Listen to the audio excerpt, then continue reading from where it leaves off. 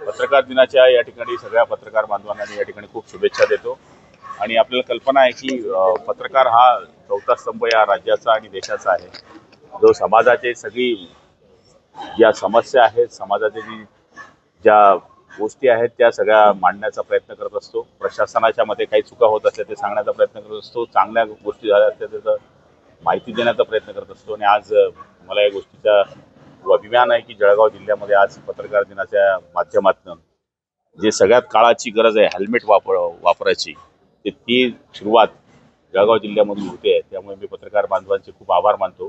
त्याच्यामुळे समाजामध्ये हा मेसेज जाणार आहे की आपला जीव वाचवायचा असेल तर हेल्मेट वापरणं हे गरजेचं आहे। आणि आजच्या दिनाच्या मी खूप खूप शुभेच्छा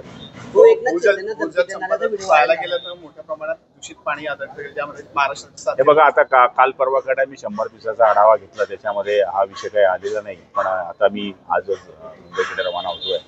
उद्या कॅबिनेट आहे, सगळ्या अधिकाऱ्यांची बोलून बैठक घेईल आणि त्याच्यावर काय उपाय करता येईल त्याचे आदेश लगेच त्वरित करण्यात येईल। मराठवाड्यामध्ये जर पाणी वाटपाचा प्रश्न तीव्र झालेला आहे, मेडगिरी समितीचा अहवालानंतर तिथं पाणी कमी वाटप होतं। हे बघा, पाटबंधारे खात्याचे आदरणीय गिरीश भाऊ हे मंत्री आहेत आणि त्याचबरोबर आदरणीय राधाकृष्ण विखे पाटील हे त्या खात्याचे मंत्री आहेत। निश्चितपणाने ते दोघं समजदार आहे आणि त्यांना पाण्याच्या बाबतीमध्ये त्याचा अभ्यास आहे।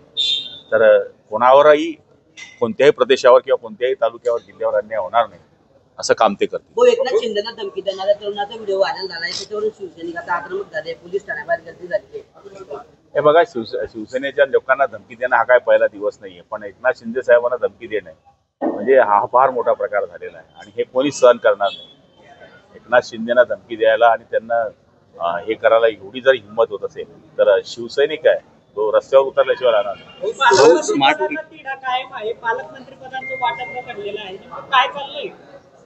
एक दोन दिवसामध्ये आपलं म्हणणं उत्तर मी निश्चितपणाने देईन, कारण की शेवटी 2 दिवसामध्ये पालकमंत्री डिक्लेअर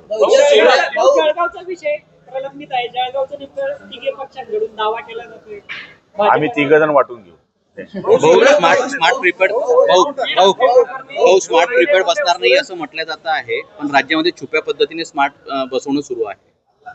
कसलं स्मार्ट प्रीपेड जे आहे ते बसणार नाही, मीटरचा विषय, पण छुप्या पद्धतीने ते बसवणं सुरू आहे। नाही, असं नाही होणार। असं असेल तर आपण माहिती द्या, आपण लगेच त्या अधिकाऱ्यांना सूचना करू। प्रकरणी धनंजय मुंडेंचा राजीनामा घ्यावा असं संभाजीराजे म्हणतात। जो तो त्याची मागणी करतोय, पण शेवटी हा अधिकार माझा नाहीये, हा अधिकार देवेंद्रजी आणि अजितदादांचा अधिकार आहे, त्यामुळे ते निर्णय घेतील। सुरेश दसांनी गंभीर आरोप केले, मुंडेंवरती 3 कोटीची डील झाल्याचं त्यांचं सरकारी मला त्याच्यातलं काहीच माहित नाही की शेवटी त्या घटना ज्या घडल्या आहेत त्या तिकडच्या भागात घडलेल्या आहे, पण त्या आपण आमच्या सारख्याकडनं आम्ही पण ऐकतोय। तपास चालू आहे, त्याच्यामध्ये देवेंद्रजींनी काल म्हटलंय की कोणीही असेल त्याला आम्ही पाठीशी घालणार नाही। एसटी घोटाळ्याचा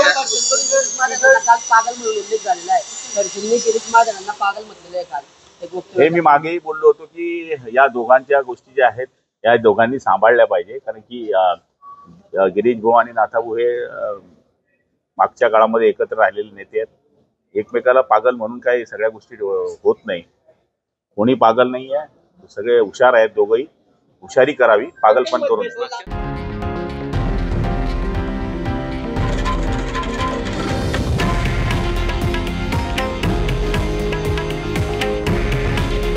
हे आहे देशातील नंबर 1 न्यूज नेटवर्क आणि आपण पाहत आहात TV9 मराठी।